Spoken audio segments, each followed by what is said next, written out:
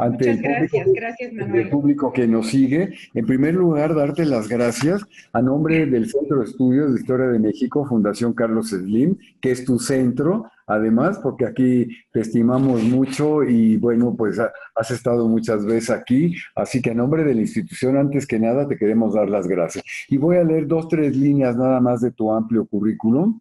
Es la doctora Evelio Trejo Estrada. Evelia, perdón. ¿Sí nos escucha? Sí. Sí, sí, sí. Sí, investigadora titular C en tiempo completo, definitiva, en la Facultad de Filosofía y Letras de la UNAM. Y bueno, en cuanto a docencia, es profesora del seminario Temas Selectos de Teoría y Metodología, los homenajes como fuentes para la historia de la historiografía por la UNAM y tutora de posgrado en Historia por la misma universidad, tutora de posgrado en Arquitectura por la misma universidad y eh, en cuanto a sus proyectos de investigación, está el discurso historiográfico y la cuestión religiosa en México, siglo XIX. Otro más, historiografía de los siglos XIX y XX. Y la historiografía como expresión de cultura en México y España. Estudios de caso y reflexiones dentro del proyecto colectivo Cultura Liberal en México y España 1860-1830, con sus seminarios de investigación, seminario de historiografía mexicana, seminario interdisciplinario de estudios comparados México-España y seminario interinstitucional Reflexiones historiográficas. Es muy breve el currículum. Quien quiera enterarse más puede entrar a internet para que vea la cantidad de libros y artículos en diversos libros y revistas y demás. Pues te vamos a escuchar con el tema Congreso Constituyente de 1823. Adelante, Belia, y muchísimas gracias por estar con nosotros. Gracias a ti, Manuel. Muchísimas gracias por la oportunidad. Quiero cerrar aquí. Sí, miren, bueno, pues en primer lugar, muchísimas gracias por esta invitación que, como Manuel sabe, acepté, pues no a regañadientes, pero con absoluto terror, porque debo decir que yo le manifesté que hacía mucho tiempo que me había despedido de esas décadas del siglo XIX y que Ah, seguramente no iba a tener nada nuevo que decir. Entonces, bueno, hago esta salvedad porque en realidad no quiero, digamos que de antemano pido disculpas si lo que yo les voy a platicar en esta sesión tiene poco interés para ustedes. Como en estas líneas que leyó de mi currículum, que no es tan vasto como se supondría, simplemente sí es de muchos años de trabajo, pero de muchos años de trabajo en los que lo que sí es efectivamente cierto es que ha estado centrado en los estudios de la historiografía y de la teoría de la historia y de las cuestiones que tienen que ver con este quehacer de los historiadores desde muchos ángulos y tomando como ejemplo efectivamente cuestiones que tienen que ver con el siglo X, con los siglos XIX y XX, aunque tuve la fortuna de impartir durante muchos años, los años en los que estuve adscrita a la Facultad de Filosofía y Letras, puesto que ya más de 20, mi adscripción es el Instituto de Investigaciones Históricas de la UNAM, pero en muchísimos años la Facultad de Filosofía y Letras, bueno, me permitió desarrollar la docencia en historiografía general, de manera que el recorrido por la escritura de las historias desde los siglos de los griegos en adelante, pues ha sido mi pasión. De ahí que no tenga yo, digamos que cuando esta encomienda, esta amable invitación del doctor Ramos me pidió que hablara del Congreso, primero me dio terror porque dije, no tengo nada que decir.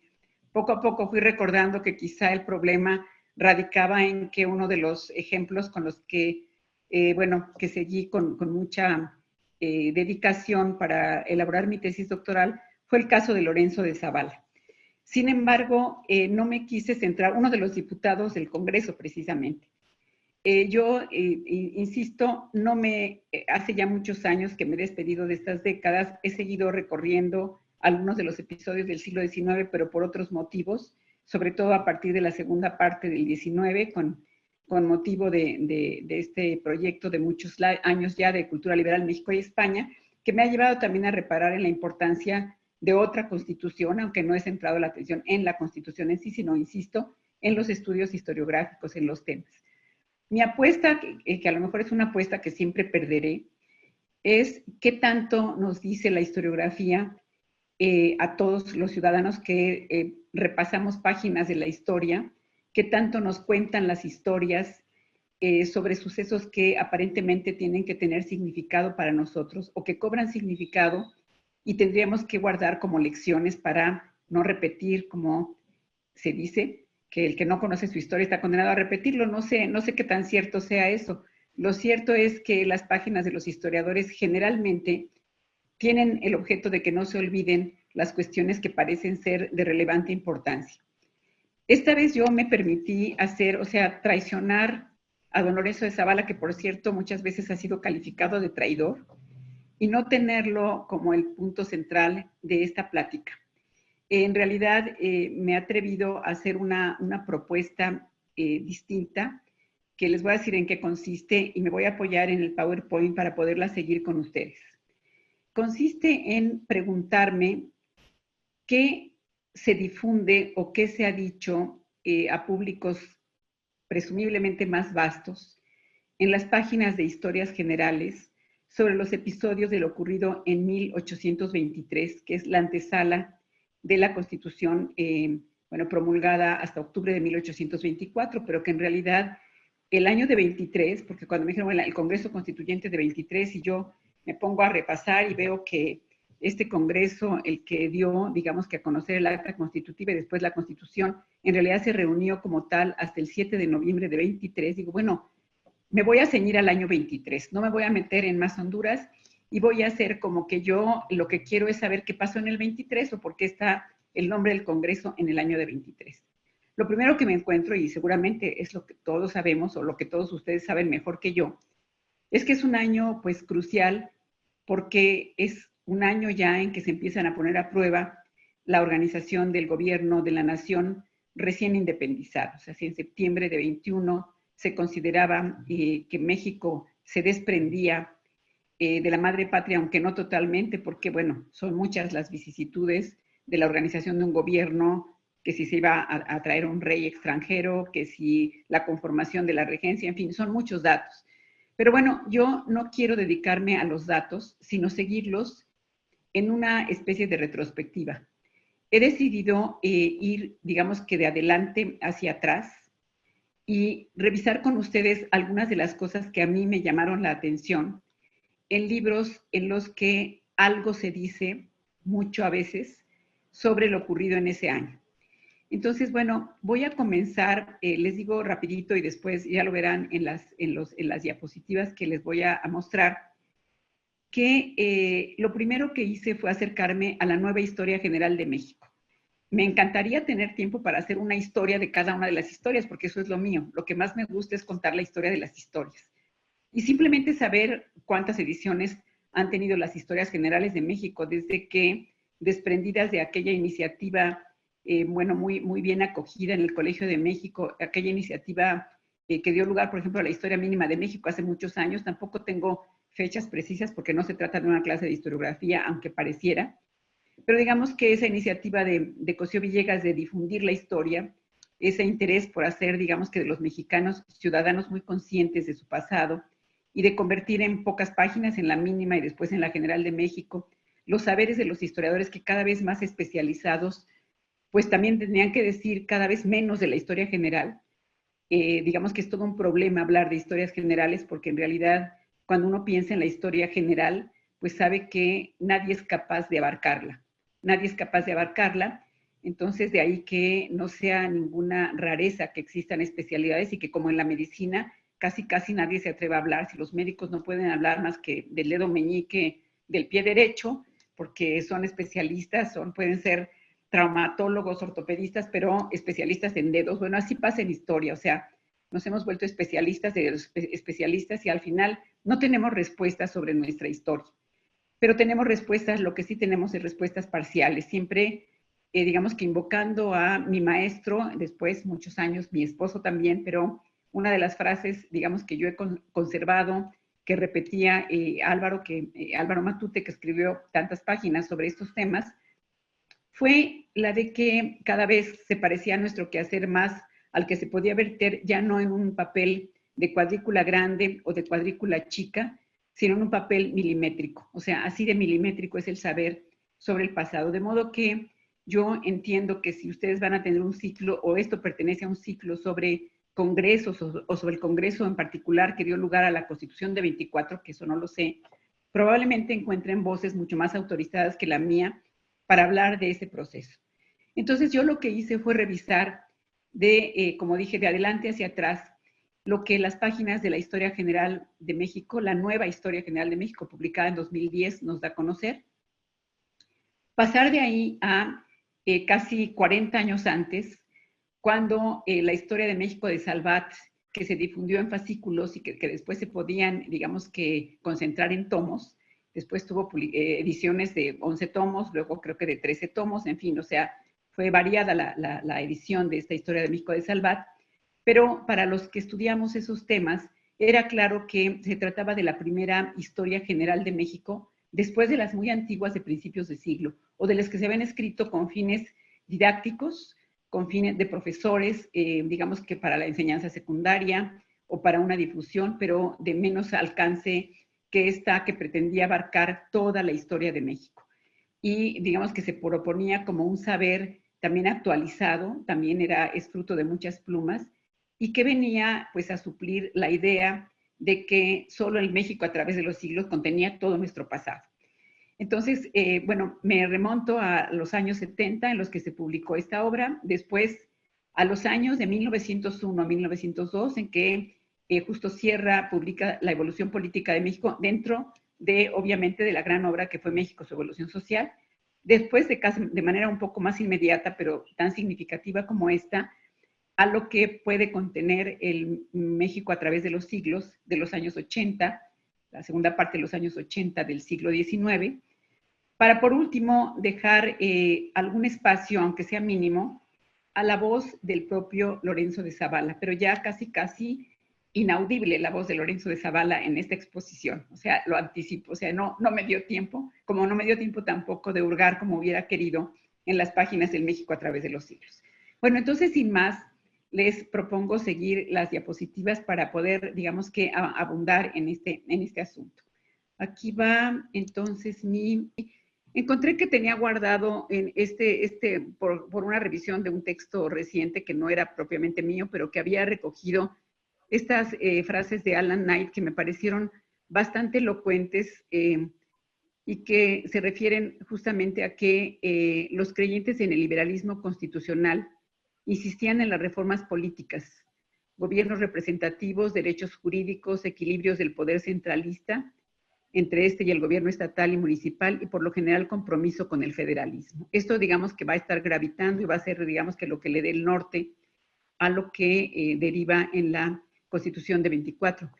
Este tipo de liberalismo, se trata obviamente de los liberalismos. Este tipo de liberalismo surgió un decenio después de la independencia, cuando dominó la fe en la magia de las constituciones. Y la Constitución de 1824 era epítome de las esperanzas de federalistas y constitucionalistas.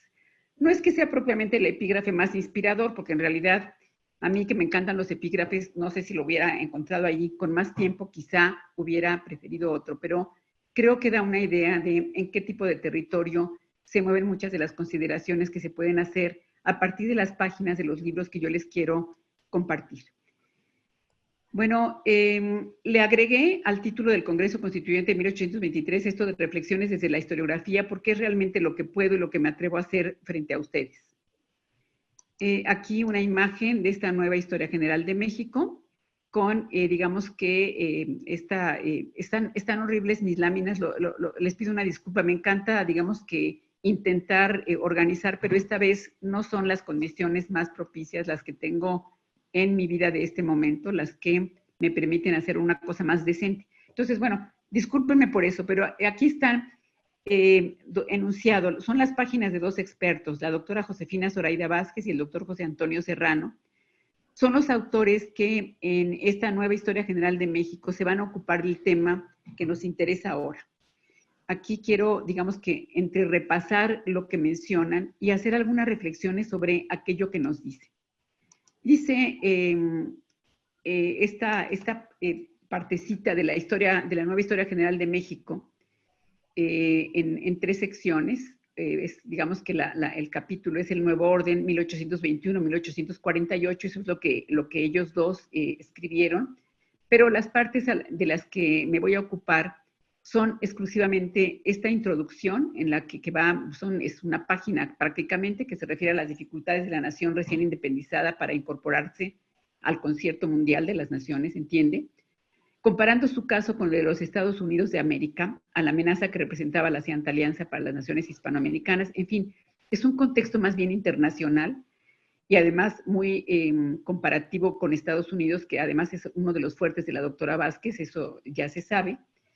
Y después viene una sección en la que todo se refiere a cómo intenta México hacerse un lugar, o más bien la nación recién independizada, hacerse un lugar en el mundo, para ver el contexto internacional y las dificultades que esto tenía. O sea, es una cronología que se extiende del 21 al 36, justamente cuando recibe por fin el reconocimiento de España, y que señala las condiciones de posibilidad o imposibilidad para alcanzar el reconocimiento. Lo que más interesa a los fines de esta parte que yo les quiero exponer es la tercera sección, que se refiere del Imperio a la República Federal y que son solo 7 páginas. En esta parte, estos especialistas que conocemos, pues nos dan dan noticia de todo esto. Bueno, el día que se juró la independencia, el 17 de septiembre, la instalación de la soberana Junta Provisional nombrada por Iturbide, la Junta designa a los integrantes de la regencia, que se propone reorganizar el ejército y la hacienda, 2 cosas que pues eran de vital importancia para emprender pues una unión y una bonanza, o más bien algo que sostuviera al nuevo gobierno.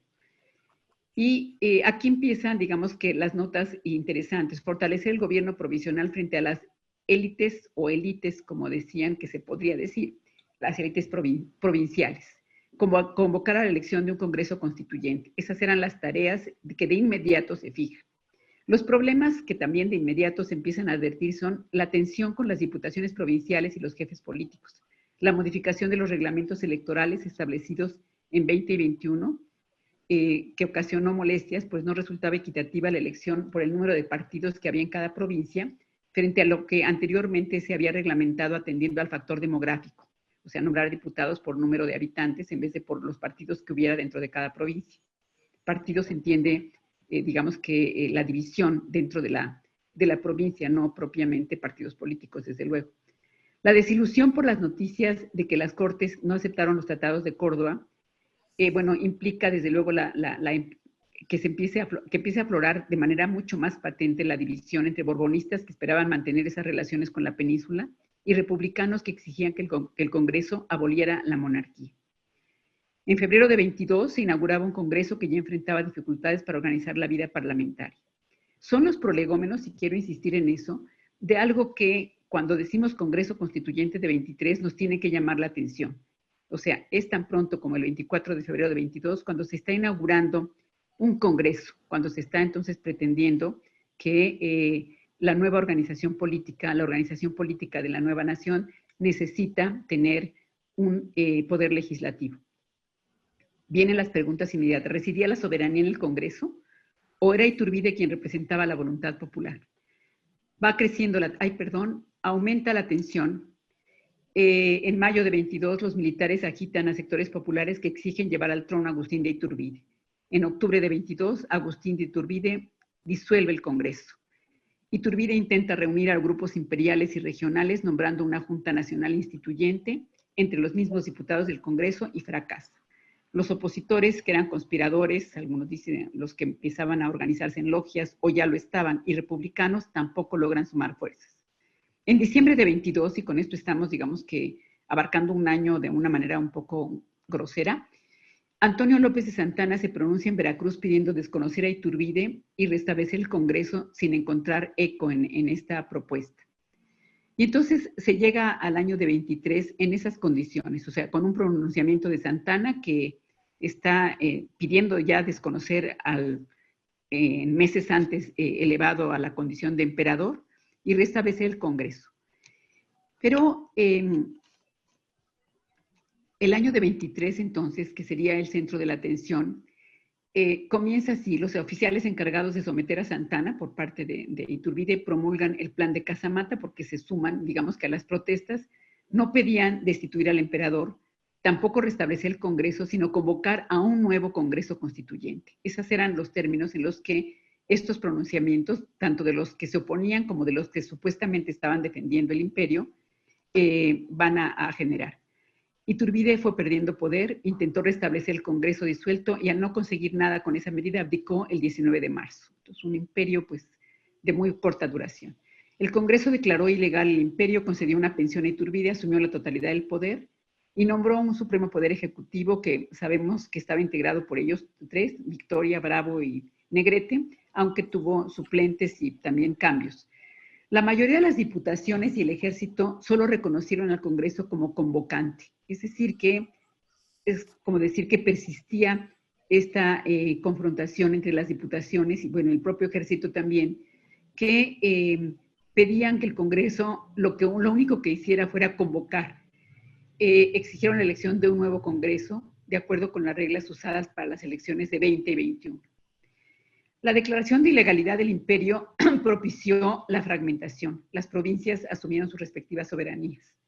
Bajo el liderazgo de Jalisco, que bueno, sabemos que era una zona que tenía una gran fuerza durante los años, digamos que del periodo novohispano, se desató un movimiento federalista. República y federalismo se convirtieron en principios para forjar una nueva alianza política. Por decisión del Supremo Poder Ejecutivo, bajo la dirección atinada, aquí hay que reparar en una cosa, la dirección atinada de Lucas Alamán. Cuando encontramos a Lucas Alamán en nuestra historia, esta es una especie de paréntesis, nos tenemos que fijar muy bien en cuáles son los adjetivos con los que se califican sus acciones o su propia persona, porque tendemos a pensar o a tener en algunos casos la idea de esta división entre los liberales y los conservadores del siglo XIX y colocar a Lucas Alamán como en la parte que no triunfó, o sea, no era de los que de manera más abierta pugnaron por los sistemas que después fueron triunfantes y que le dieron al liberalismo mexicano la nota dominante. Pero aquí dice: por decisión del Supremo Poder Ejecutivo, bajo la dirección atinada de Lucas Alamán, se envió un ejército a Guadalajara para negociar. En junio, por presión de las provincias, el Congreso, que se había apurado para redactar un proyecto de constitución, publicó la convocatoria a un nuevo Congreso Constituyente. Y fue hasta noviembre de 23 entonces cuando se instala el nuevo Congreso y, para calmar la situación, el 31 de enero de 24 promulga el Acta Constitutiva de la Federación Mexicana. El Congreso, una de las primeras cosas que hace es declarar traidor a Iturbide. Los autores, o sea, la doctora Vázquez y el doctor Serrano, concluyen esta parte señalando algunas cuestiones que es importante tomar en consideración. Una, el federalismo de la Constitución de 24 fue más radical que el norteamericano, dice. El colonialismo regional heredado le dio matices de confederales. Subrayaban la soberanía de los estados con amplias facultades de recaudación de impuestos e impartición de justicia. Los diputados federales y locales tomaron la Constitución de los Estados Unidos de América, tomaron de esa Constitución la doble soberanía federal y de los estados, y la representación en dos cámaras, y de la Constitución española de 12 y las Cortes de España, lo relativo a dos instituciones fundamentales, los ayuntamientos y los procesos electorales. Una primera reflexión es que una obra de la naturaleza de la Nueva Historia General de México, brinda los elementos con los que nos presenta el año de 23, en el que el Congreso se estableció, en el que el Congreso establecido, disuelto, reintegrado y vuelto a construir, pues insisto, dan esos elementos que sirven para tomar nota de un número de vicisitudes y problemas, puesto que están enunciados muchos de ellos. Y quiero reparar en la palabra enunciados. La idea que puede hacerse un lector es la de que la organización del gobierno de la nueva nación fue, por decirlo menos, de enorme dificultad. Con esto no quiero decir que no haya mucho más que enunciados en esas páginas de la doctora Vázquez y del doctor Serrano. Simplemente quiero decir que en la brevedad que se impone para el tratamiento de un tema como este, pues nos podemos quedar con ganas de saber un poco más de quiénes estaban detrás de esas acciones que están, señaladas así como para comprender a cabalidad que los cambios de formación de un ejecutivo, de formación de un legislativo, pues fueron varios y en muy poco tiempo. Paso entonces, porque el tiempo apenas si nos va a alcanzar, es digamos que a considerar qué pasa con la historia de México de Salvat. Aquí debo de decir que escogí esta foto de aquí de internet, no porque estuviera completa a mi gusto, porque aquí faltan el tomo 10 y hasta el 11, pero sí es la misma presentación de la primera versión que fue la que yo tuve, en la que yo afortunadamente me inicié en las lides de la historia, o sea, creo que era la colaboradora más joven, pero porque solamente tenía la obligación de hacer algunas cronologías y buscar algunos cuadros y algunas cosas para completar las páginas. Mi cariño por la historia de México de Salvat es muy grande y podría dar toda una clase sobre qué significó esta historia de México en su tiempo.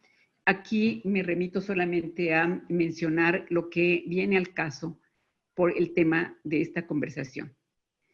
La historia de México de Salvat, bueno, aquí doy unos breves datos, publicada en los años 70. No me pude fijar, digamos, en cuáles, porque yo tengo ahí inclusive mis contratos. Yo pienso que empecé a trabajar en el 73, 74, porque fue cuando pude inclusive comprarme un carrito. Los de Salvat fueron generosos para pagar a los colaboradores. Pero cumplió esa función que hace un momento, en el inicio de esta plática, mencionaba: difundir entre públicos amplios los conocimientos sobre el pasado de México que los especialistas podían concentrar en pocas páginas ilustradas y atractivas. Los compradores de los fascículos tuvieron en sus manos tantos como fueron necesarios, o sea, tantos fascículos como fueron necesarios para ir integrando los volúmenes, que llegaron a ser 11 en esa edición. Después no sé si hubo una nueva reorganización o qué pasó, porque hay otras ediciones que alcanzan hasta 13 volúmenes. El volumen 7, que se anuncia en la obra general como La gestación de una nueva nación, fue coordinado justamente por la doctora Josefina Vázquez.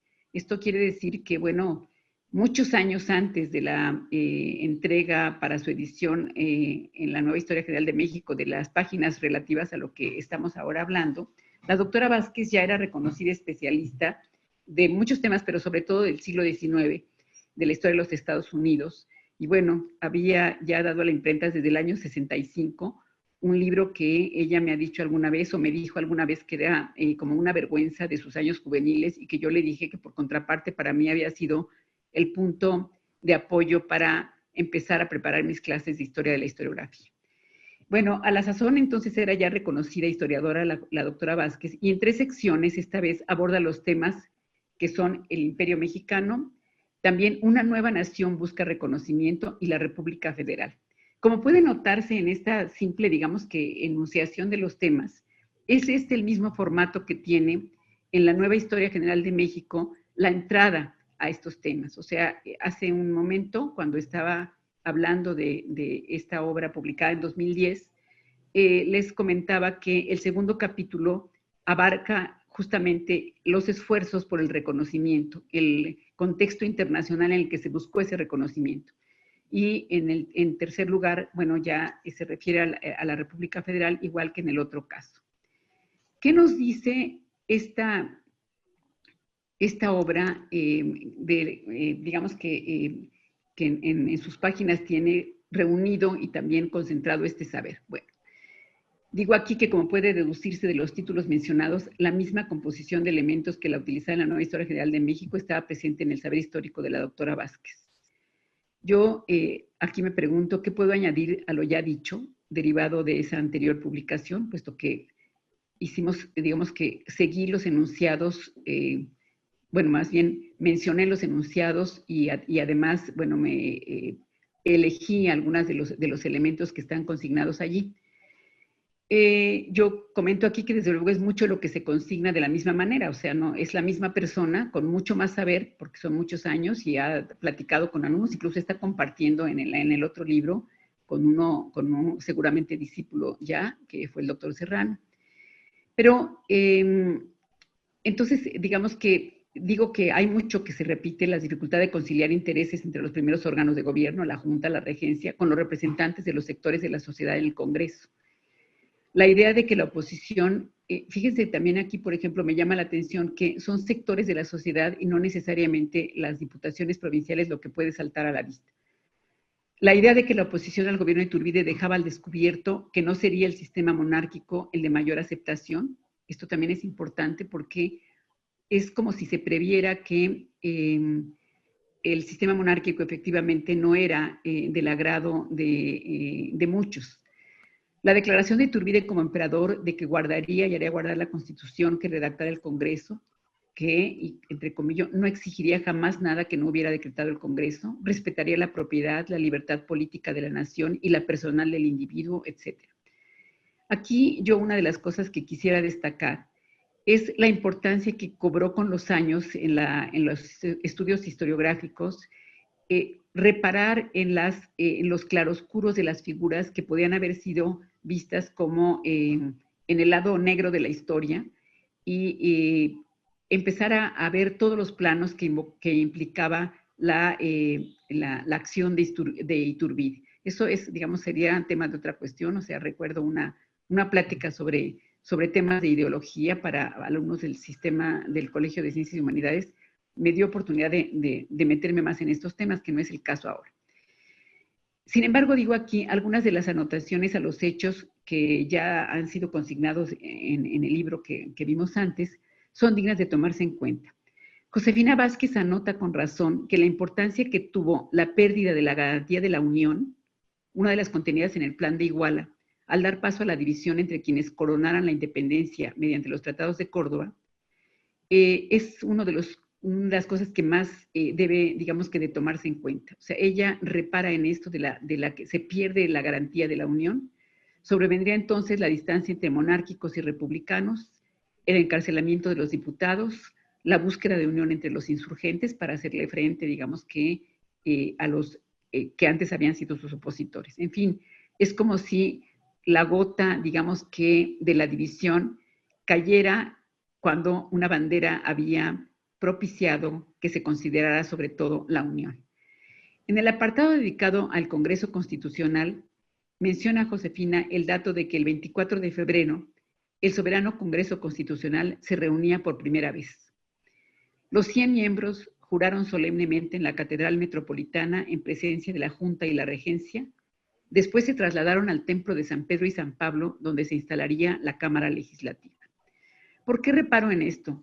Mencionó el doctor Ramos, y aquí, bueno, es también una especie de mini paréntesis, que muchos años he trabajado el tema del discurso historiográfico y la cuestión religiosa en México, y bueno, siempre que me brinca un tema como el de los recintos, el de las invocaciones, etcétera, pues no puedo dejarlo pasar. Y en esta ocasión, bueno, reparé en algo que nunca había tenido en cuenta por ignorancia total, porque la mía es abismal, es enorme, pero digamos que esto de que se jurara solemnemente en el Templo de San Pedro y San Pablo tiene significado por muchas razones que tampoco puedo ampliar ahora, pero que se deben tomar en cuenta. En el capítulo relativo o en el apartado relativo a la República Federal, el problema de hacer nación de una población caleidoscopio humano, así es como la define, como era la que ocupaba el territorio de la vieja Nueva España, es otro, digamos que de los aciertos en este tipo, digamos que de frases con los que se nos está haciendo presente el clima de ese año. Sí, o sea, por una parte, lo que acabo de mencionar, o sea, esta falta de unión o digamos que ponerle término o perder el sentido de la unión. Por otra parte, digamos que este recinto en donde se instala el Congreso y lo que eso significa, y después esta realidad de una nación considerada como caleidoscopio humano, que era, bueno, la herencia de la Nueva España. Aquí dice hace clic para agregar un título, ya no agregué nada, pero podríamos buscarlo. En el relativo a la República Federal, ante el problema de hacer nación de una población caleidoscopio humano, como era la que ocupaba el territorio de la vieja Nueva España, esto está repetido. En marzo se reúne el Congreso convocado por Iturbide tras el plan de Casamata, y para fines de 23 se reunió el nuevo Congreso. Casi no quedaba duda de que los federalistas dominaban la escena. Ramos Arizpe, exdiputado a Cortes, era el dirigente más importante del grupo federalista. Aquí también quiero reparar en estas llamadas de atención cuando los autores ponen, digamos que, en escena la experiencia que podían tener algunos de las figuras que están, digamos, que formando parte importante del Congreso. Fray Servando Teresa de Mier, uno de nuestros más ilustres, mostró desde entonces argumentos dignos de atención, y aquí también reparé en ellos, Josefina, pues aunque partidario del federalismo, advertía que era peligroso hablar de estados soberanos. Sigue latiendo entonces este problema, esta tensión entre un gobierno central y las diputaciones provinciales que existían. El federalismo era, en la propia España, dice Josefina, una realidad que informalmente existía desde antes de Cádiz, en que se legalizó una situación de hecho, de una autonomía de las provincias que era lo que permitía su gobierno. O sea, esa situación de hecho de la autonomía de las provincias en realidad se legalizó en Cádiz y es digna de tomarse en cuenta inclusive hasta hoy en día. Finalmente, el 31 de enero de 24, nos repite una cosa que ya habíamos leído, aprobó el acta constitutiva de la Federación, que era el conjunto de leyes por medio de las cuales se regiría provisionalmente el país. No hay ninguna duda, dice ella, de que los congresistas llevaron a cabo su tarea con toda conciencia. Los que habían servido como diputados a Cortes en España tenían la gran experiencia que significaba haber defendido los derechos americanos ante una mayoría de representantes peninsulares. Por ello fue tan importante el papel de Ramos Arizpe. Es decir, tenían algunos de ellos experiencia en las lides legislativas. El modelo fue la Constitución. Finalmente, cuando ya la Constitución se arma, nadie pierde, digamos, la oportunidad de subrayar que el modelo fue la Constitución de 12. Sin embargo, respecto al tema de la forma en que estarían representados estados y ciudadanos, se eligió el modelo norteamericano. Esto lo vamos a encontrar una y otra vez en todas las versiones. Estas consideraciones de la autora y un colofón mío, los quiero también participar. Afirma en las páginas de esa historia publicada en los años 70 y que yo quiero imaginar que muchos mexicanos seguramente consultaron, que de 1823 a 54, la autonomía de los estados, esa que acaba de decirnos que tenía larga data incluso en España, probó ser un problema, pues la supremacía del poder legislativo hizo necesario que los presidentes recurrieran a facultades extraordinarias para poder gobernar. El 4 de octubre de 1824, los 99 diputados del Soberano Congreso Constituyente firmaron finalmente la Constitución. Dice Josefina, estaban seguros de que aquella Constitución era la fórmula mágica que conduciría a la nación a su felicidad. Esto de la fórmula mágica, como ya vimos, lo recoge Alan Knight en eso que yo propuse que podría ser un epígrafe, no precisamente poético, pero un epígrafe al fin.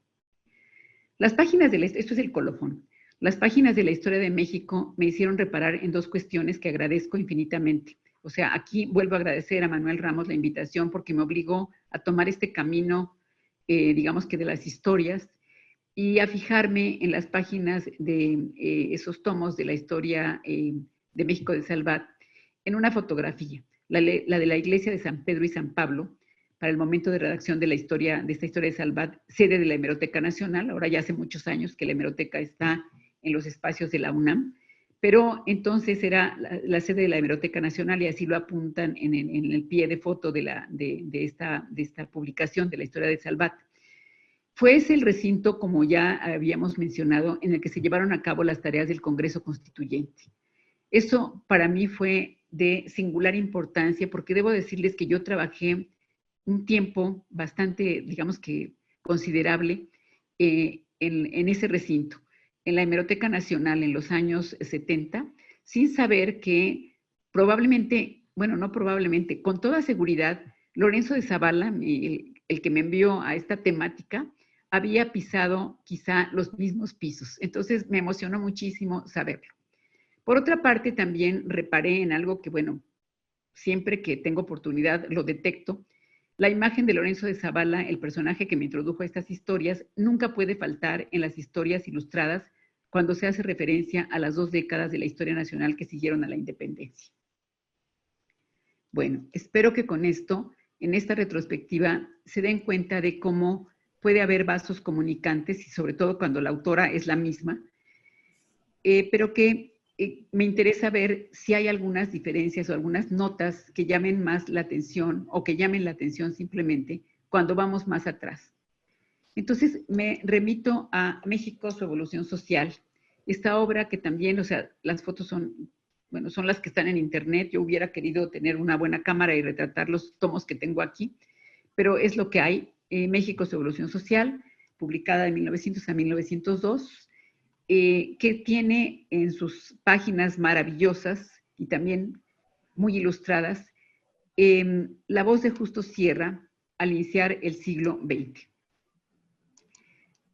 La voz de Sierra al iniciar el XX está sobre todo expresada en la evolución política del pueblo mexicano, esta obra que está dividida en aspectos, o sea, es la evolución social, la evolución política, la evolución en la educación, o sea, es la evolución en los distintos órdenes. Es una historia que recorre toda la historia de México, pero la recorre por aspectos, no en estricto sentido cronológico. La evolución política del pueblo mexicano, la sección de la obra de México, su evolución social, coordinada por Sierra, ha sido reeditada con frecuencia y es en la publicada por Conaculta en el año 1993, en la colección 100 de México, en donde quise abrevar esta vez para encontrar cómo en el libro tercero, La República, primera parte, la anarquía, 1825-48, en el primer apartado, el imperio, este autor daba cuenta, este historiador político y educador mexicano, daba cuenta de lo ocurrido en ese año de 23 en torno al Congreso. Entonces voy detrás de las líneas de don Justo Sierra. Aquí va, bueno, quizá no estoy segura, pero habrá algunas frases y citas textuales por cuanto me gusta cómo escribe Sierra. Dice, los pueblos acostumbrados a esperarlo todo, a percibir en todo una intervención directa de la providencia, y él mismo dice, ¿y cuál pueblo no tiene esta inclinación?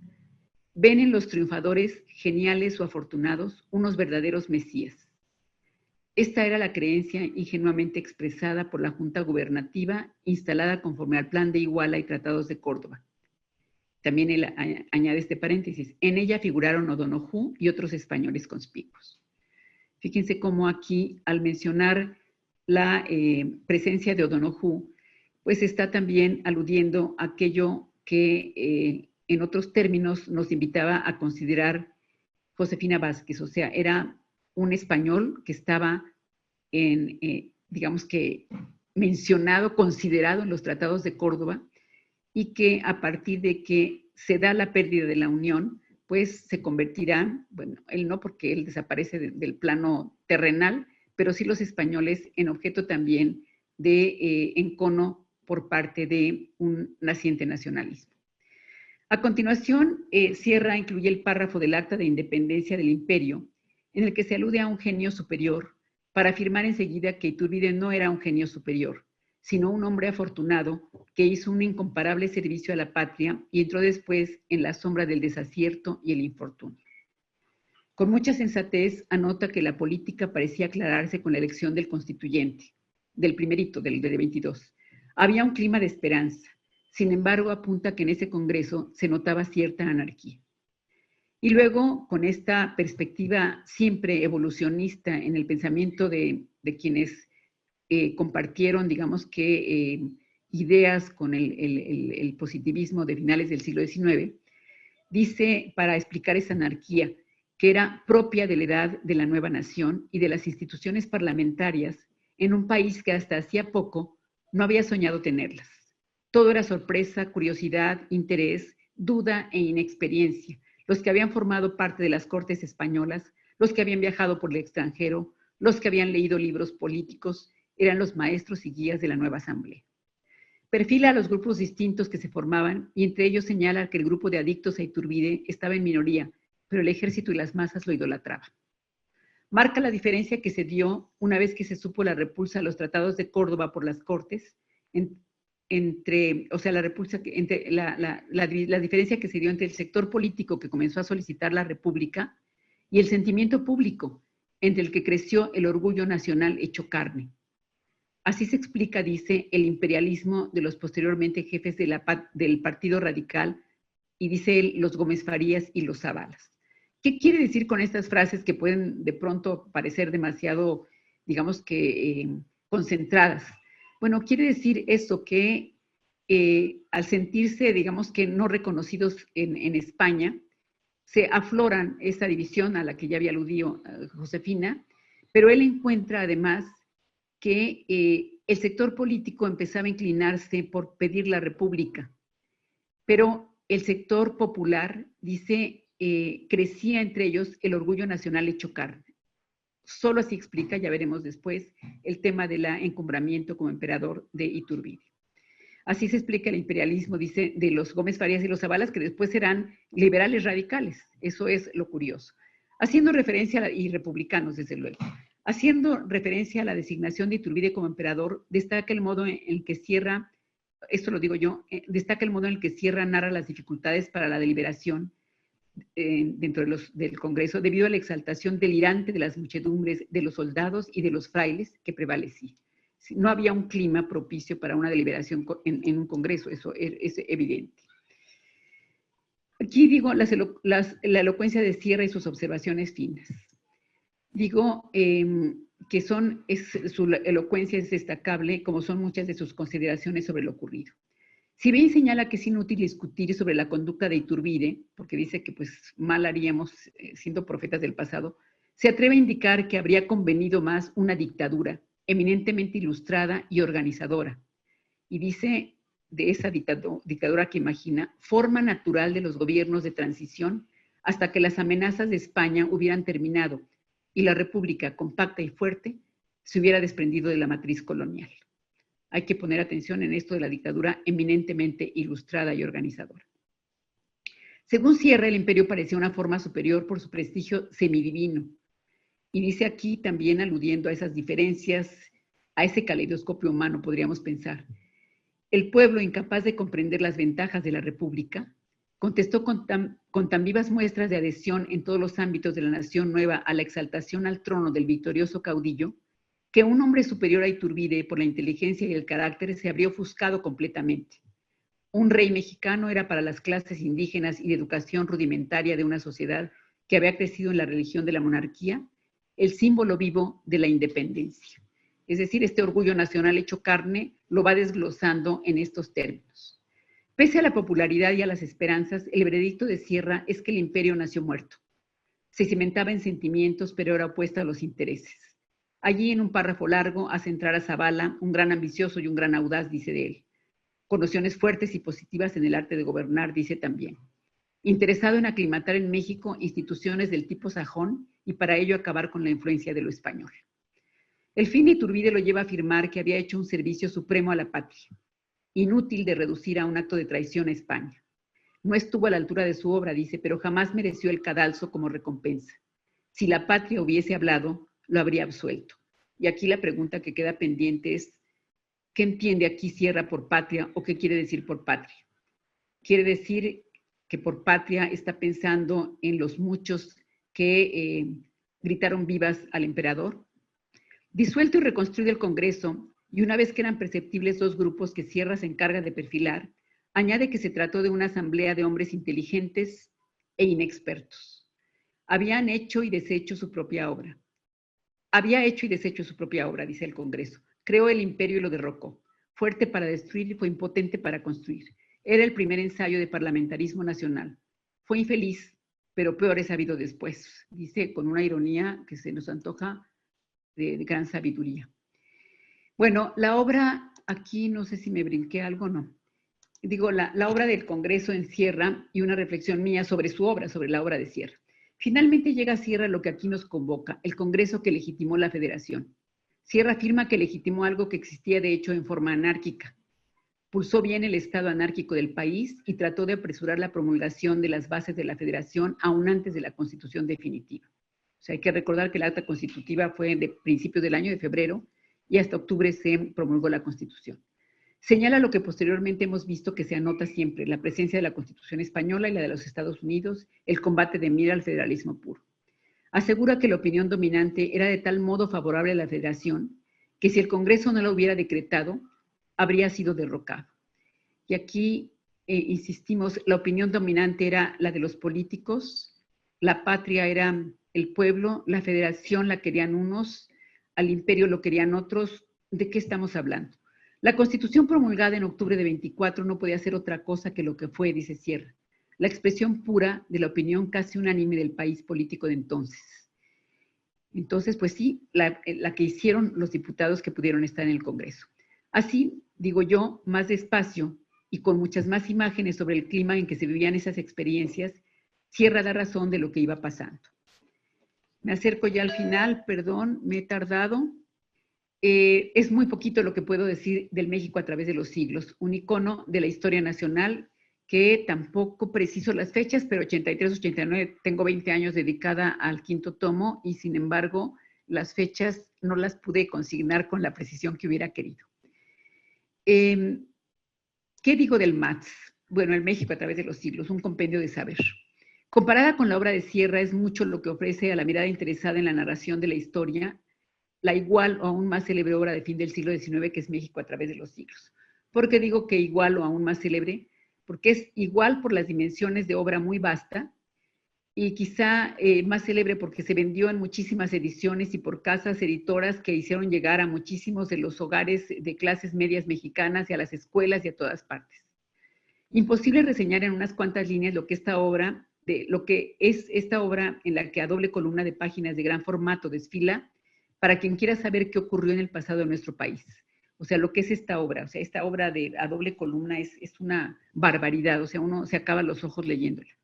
De las 880 páginas numeradas escritas por Enrico Lavarría y Ferrari y Juan de Dios Arias, porque son dos autores los del tomo cuarto, son los capítulos 8 y 9 los que hacen referencia al acontecer primero de 22-23 en la página 75 a 92 y luego de 23-24 en las páginas 92 a la 111. Aquí, a diferencia de las obras anteriores, no nos encontramos con los títulos y subtítulos de apartados que pueden guiar la lectura, sino con la enumeración de lo que se relata en el texto. Es un decir y decir y decir que en líneas como cronológicas van y vienen sobre asuntos que están ocurriendo. En el primero de los capítulos que se enuncia de la siguiente manera, en el primero de los capítulos que se anuncia de la... a ver, es que aquí ya estaba yo muy apresurada.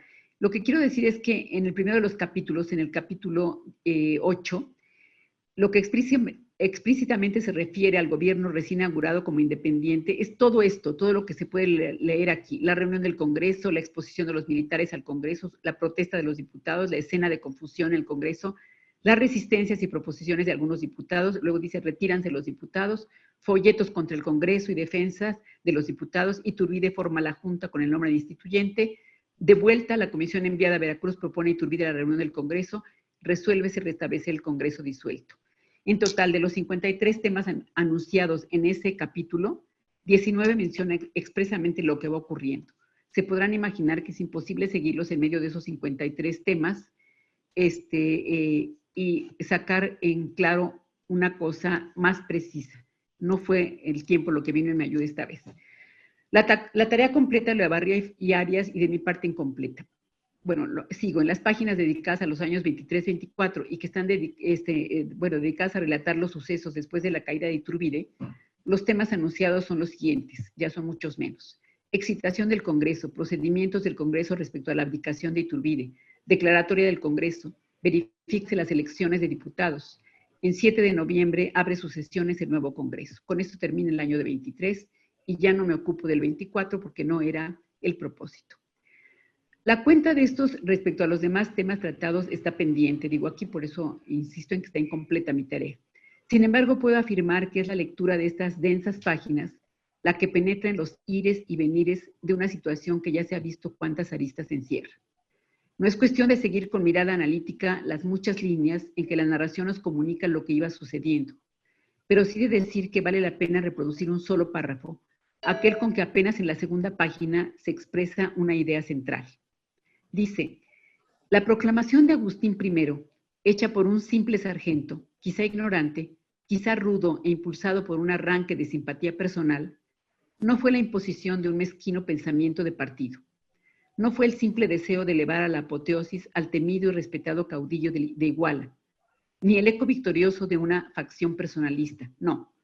La voz de Pío Marcha fue la del poderoso destino que marcó el hasta aquí a la dominación española, dando gobierno propio a la nación, declarándola perfectamente soberana y por último fue la confirmación del viejo axioma, según el cual las pequeñas causas son origen de grandes efectos. En suma, se afirma sin más que, esta frase lo dice todo, franqueó las puertas a la libertad mexicana. Bueno, si con este repaso, que perdón por la lectura tan veloz, pero este repaso me ha permitido plantearles a ustedes cómo las distintas generaciones de mexicanos pueden haber recibido los mensajes de lo ocurrido en ese año de 23, del ambiente político en que se vivía, unas condiciones para organizar el gobierno y colocar un poder legislativo en ese gobierno y lidiar con todo lo que representaba un poder ejecutivo, una dependencia o no dependencia de España, un reconocimiento. Y bueno, ahí gravitando sobre todo esto, ¿quiénes eran los sujetos que estaban allí? Pues en las páginas, los invito a leer mi libro cuando tengan tiempo, porque parece que el mío ya se acabó, mi tiempo ya se acabó, pero Lorenzo de Zavala, en el libro, al que yo le dediqué para analizar su evolución, su libro de ensayos histórico de las revoluciones de México, es un libro en el que puedo, inclusive conté las páginas, los capítulos en los que se refiere a cómo vivió esos episodios del Congreso, y después copié casi textualmente las frases que les dedica a sus compañeros diputados. ¿Cómo los define? ¿Quiénes eran? ¿Qué les faltaba o qué les sobraba? Son unas cuantas líneas, pero allí se ve, digamos, que por un lado la superioridad con la que siempre se midió Zavala, siempre era superior a todos los demás, pero sí el reconocimiento de aquellas escuelas que podían tener, si habían sido, digamos, que habían participado en las cortes, si tenían buena pluma, si tenían alcances para ver, digamos, que las posibilidades políticas de México. En fin, yo insisto, cómo nos puede quedar constreñido en muy pocas páginas algunos datos de lo que ocurrió entonces, pero necesitaríamos ir a las páginas de algunos especialistas que quizás se ocupen de la historia económica o quizá de la historia social o quizá de las mujeres o de lo que sea, que pueden darnos ese clima en el que se vivía esto y ayudarnos a dilucidar y también a comprender la mirada con la que Sierra, con la que Josefina Vázquez, con la que Olavarría y Ferrari, con la que el doctor Serrano pueden mirar hacia ese espacio y lo poco o mucho que nos pueden decir de cómo se vivió en aquel momento un tránsito de la Nueva España a la nación que se quería organizar en federación. Muchas gracias. Es todo lo que puedo decir. Ay, pues muchísimas gracias y es lo mucho que nos has compartido de tu conocimiento y eso de que ibas a desempolvar, nada, absolutamente, estás al día en la historiografía que nos has presentado. Oye, hay un comentario de Eduardo López que dice, aprovechando esta época de bicentenarios, ¿por qué no se realizan ejercicios para revalorar y analizar figuras como José Antonio de Echevarri, Gregorio Arana o el Marqués de Vivanco? Los tres desempeñaron roles cruciales en el plan de la Casa Matum, aunque erróneamente se atribuye la autoría de dicho plan a Santana. Vale la pena destacar que estas figuras son consideradas incómodas.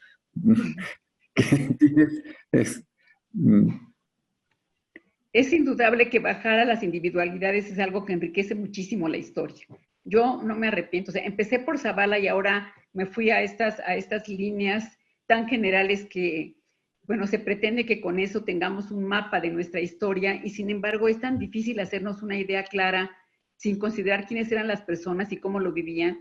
Digamos que decir de Sierra, de ver a los Gómez Farías y los Zavalas, dice él, primero como imperialistas y después como furibundos republicanos, federalistas y radicalísimos, pues digamos que es toda esa complejidad de un México que además no es que haya, no diríamos superado, porque la palabra superar es una palabra que a mí en la historia no me gusta, pero sí que hayamos transitado y dejado atrás cuestiones como esas, no es tan fácil, digamos, que afirmarlo. En realidad, seguimos siendo un caleidoscopio humano, seguimos teniendo apetitos diferentes, seguimos teniendo la propensión a pensar que será la providencia o será el destino el que pone, digamos, que el acento en las cosas que suceden, y quisiéramos bajar a ver qué creían y en qué pensaban los sujetos que participaron en todas estas, digamos que, ocasiones, en estos momentos, en estos aconteceres de la historia.